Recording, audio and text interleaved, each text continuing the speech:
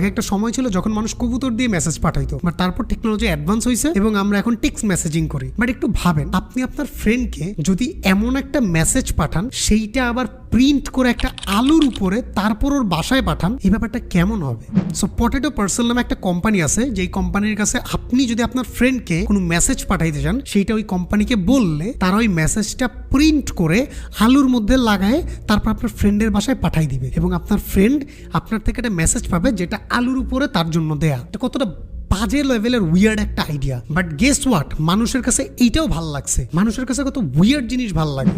So 2015 সালের দিকে Alex ক্রিগ নামে একজন মোবাইল ডেভেলপার, আমি জানি না আমি নামটা ঠিক মতো প্রোনাউন্স করছি কিনা, সো এই মোবাইল ডেভেলপার একটা বিজনেস শুরু করে। বিজনেসটা কি? যেখানে আপনি ওই কোম্পানিকে কিছু একটা বলবেন, সেইটা ওই কোম্পানিকে বললে ওই কোম্পানি আপনার ফ্রেন্ডের বাসায় একটা আলু পাঠাবে, এবং যে আলুর মধ্যে আপনার দেওয়া মেসেজটা থাকবে। সবচেয়ে মজার ব্যাপার হচ্ছে 2016 সালে এই